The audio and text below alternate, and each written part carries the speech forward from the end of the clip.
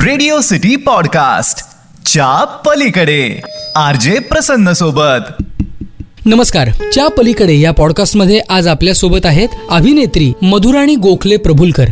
आई कुठे काय करते या सिरियलच्या माध्यमातून अरुंधतीच्या रूपात त्या घराघरापर्यंत पोहोचल्याच आज च्या पलीकडच्या मधुराणी जाणून घेण्याचा प्रयत्न या पॉडकास्टमध्ये आपण करणार आहोत. अरुंधती आणि मधुराणी गोखले यांच्यामधला फरक सांगायचा असेल किंवा साम्य सांगायचं असेल तर काय सांगू शकाल तुम्ही? मला असं वाटतं की अरुंधती मध्ये ज्या क्वालिटीज दाखवल्या, जे गुण आहेत किंवा जी तिची ताकद आहे, स्ट्रेंथ आहे, ती प्रत्येक स्त्रीमध्ये असते. ती म्हणजे संकटांना धैर्याने सामोरी जाण्याची. तर ती कुठल्याही स्त्रीमध्ये असते. म्हणजे माझ्यामध्ये आहे, कारण मी एक स्त्री आहे आणि कुठलाही तुम्ही भेटलात तर ते तिच्यामध्ये असेलच. तर अशा बऱ्याच क्वालिटीज आहेत. जनरली खूप तणावामध्ये पण मी शांत असायचा प्रयत्न करते असते बऱ्याचदा. तशीच अरुंधती पण आहे. असे काही गुण आहेत. अरुंधती गाते, मी पण गाते. अशा काही गोष्टी आहेत जी साम्य आहेत. काही खूप आहेत. मधुराणी तशी खूप वेगळी आहे. तिला काय फार एकत्र कुटुंब आणि गोतावळा मधुराणीला फार आवडत नाही, किंवा स्वयंपाक करायला तिला काही फार आवडत नाही. पण अरुंधतीच्या कॅरेक्टरनं काय दिलं असं सांगायचं असेल तर अरुंधतीनेच दिलं असं नाही, या सिरियलनेच मला खूप दिलं. म्हणजे नाव, रेकॉग्निशन आणि हे तर सगळं झालंच, पण अरुंधतीकडून अनेकदा मी सामर्थ्य घेतलंय, बळ घेतलंय. कारण 5 वर्ष एखादी सिरियल करत असणं, फॅमिली पासून लांब राहून करणं आणि 12-13 तास रोज वेगवेगळ्या इमोशन्सचे सीन करणं, हे चॅलेंजिंग असतं खूप. आणि तसा तो रोलही खूप चॅलेंजिंगच आहे, होता, अजून होईल. त्यामुळे आपल्यातल्या स्ट्रेंथ आपल्याला सापडत जातात.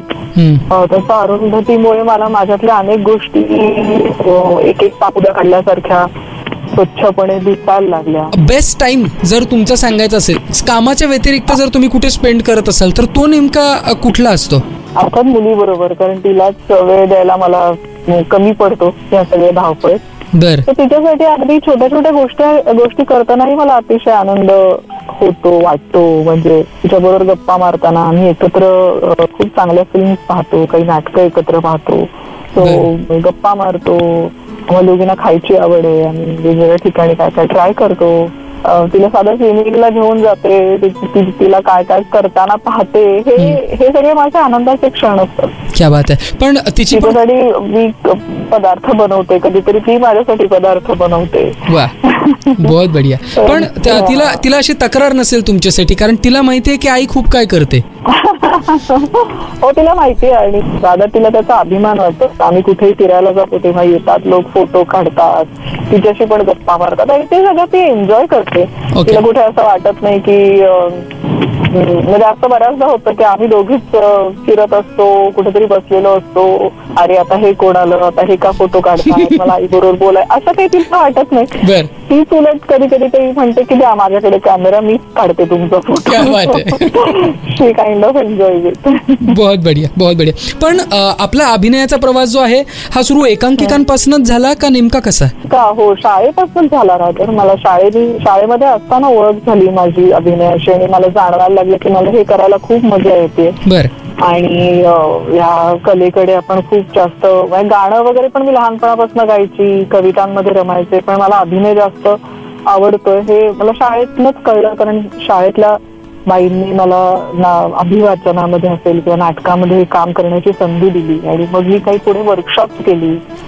त्या वर्कशॉपमुळे आणि आपली पुरुषोत्तम करंडक स्पर्धा असते, त्यामध्ये मी एकांकिका लिहिली होती, दिग्दर्शित केली होती. आणि त्या सगळ्या प्रवासातनं मला पुन्हा एकदा ठाशीवपणे वाटलं की आपल्याला अभिनय करायचा आणि करायला हवा.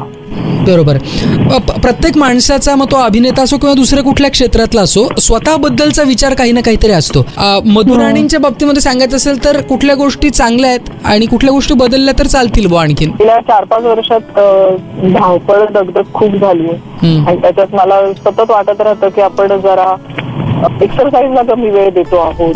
तरी डाएट आणि घरचं जेवण आणि चांगलं जेवण याच्यावरती माझा भर असतो. पण त्या मानाने मला खूप करायचं असतं पण ताकद पुरत नाही. अशा काही गोष्टींबद्दल हळहळ वाटते.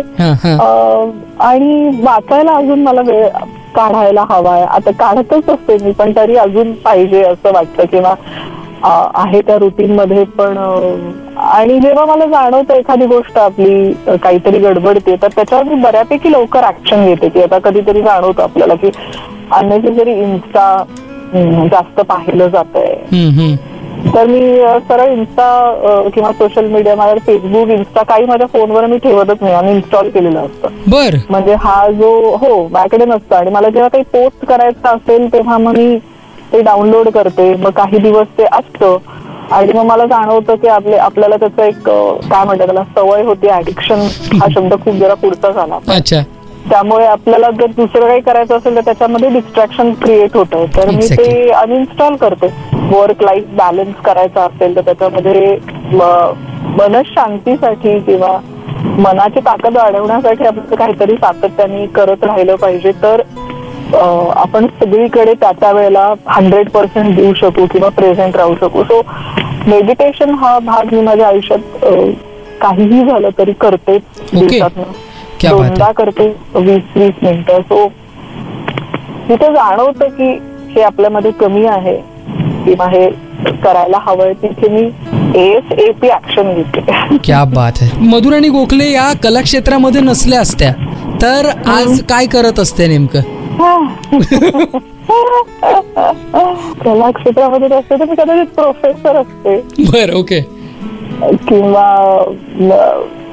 साहित्याची प्रोफेसर असते किंवा फिलॉसॉफीची प्रोफेसर असते किंवा सायकोलॉजी केलं असतं मी. समथिंग रिलेटेड टू सायकोलॉजिस्ट म्हणा, काउन्सिलर म्हणा, थेरपिस्ट म्हणा, असं काहीतरी केलं असतं असं वाटतं मला. नक्कीच नक्कीच. पण आता रेडिओ सिटीचे भरपूर सारे लिसनर्स आता आपली मुलाखत ऐकतायत, तर त्यांना एक मेसेज तुम्हाला द्यायचा असेल तुमच्याकडनं तर काय मेसेज तुम्ही देणार? तुम्ही वाटता त्याच्यापेक्षा तुम्ही खूप स्ट्रॉंग आहात एवढंच सांगेल. ओके. आपल्याला हे जाणवलेलं पण असतं, पण आपण त्या वेळेला एखादं चॅलेंज समोर आलं की आपल्याला थोडंसं वाटतं. पण मग कधीतरी एखादा जुना प्रसंग आठवला की लक्षात येतं की अरे एवढ्या मोठ्या ह्याच्यातनं आपण बाहेर पडलोय. तर सगळ्यांना हेच सांगेन की तुम्ही स्वप्न बघा, हारू नका आणि ती पूर्ण करायची ताकद तुमच्यामध्ये आहे हा विश्वास ठेवा. नक्कीच. या पॉझिटिव्ह नोटवरती आजच्या गप्पा ज्या आहेत त्या इथेच थांबूयात. आज आपल्यासोबत अभिनेत्री मधुराणी गोखले प्रभुलकर होत्या च्या पलीकडे या पॉडकास्टमध्ये. रेडिओ सिटी पॉडकास्ट च्या पलीकडे RJ प्रसन्न सोबत.